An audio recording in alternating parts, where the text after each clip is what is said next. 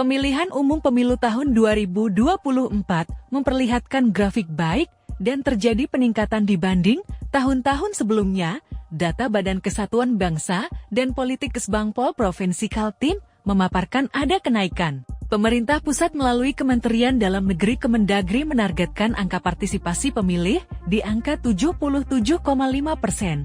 Target partisipasi pemilih terpenuhi di Provinsi Kaltim jika melihat data persentase pemilu tahun 2024 dibandingkan partisipasi pemilih Kaltim tahun sebelumnya yang rata-rata masih di bawah target nasional, baik itu pemilihan gubernur Pilgub, pemilihan kepala daerah Pilkada, hingga pemilihan presiden Pilpres. Berikut data partisipasi pemilih Kaltim.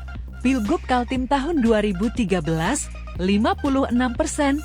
Pileg tahun 2014, 69%, Pilpres tahun 2014, 63%, Pilkada tahun 2015, 57%, Pilgub Kaltim tahun 2018, 58%, Pileg Pilpres tahun 2019, 75%, Pilkada tahun 2020, 61%.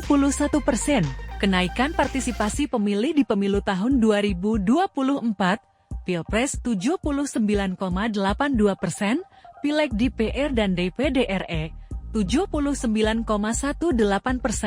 Pileg DPR di Provinsi Kaltim 79%.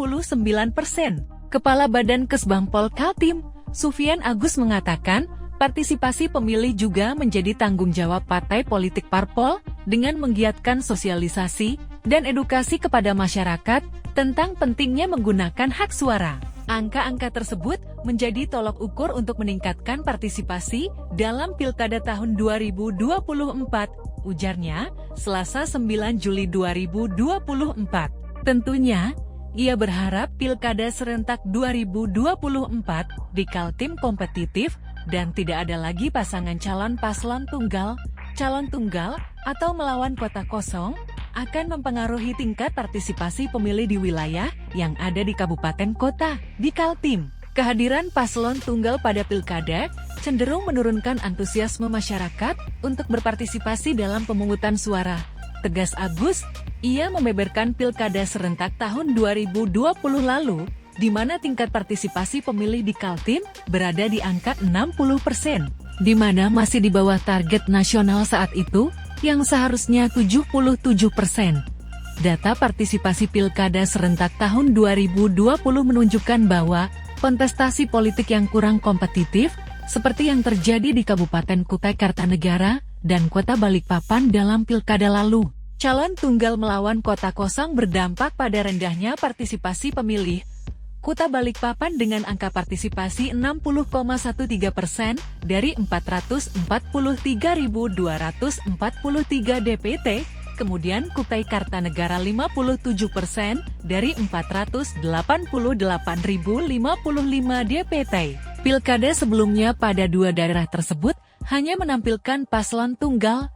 Idealnya, sebuah daerah yang memiliki kompetisi politik yang sehat diikuti oleh setidaknya 3 paslon. Jika hanya melawan kota kosong, masyarakat cenderung enggan ke TPS karena merasa calon tunggal tersebut pasti menang, jelas Agus. Sementara itu, Ketua KPU Kaltim, Fahmi Idris mengatakan, partisipasi pemilih di Kaltim pada pemilu tahun 2024 yang meningkat tentu membuat pihaknya bersyukur.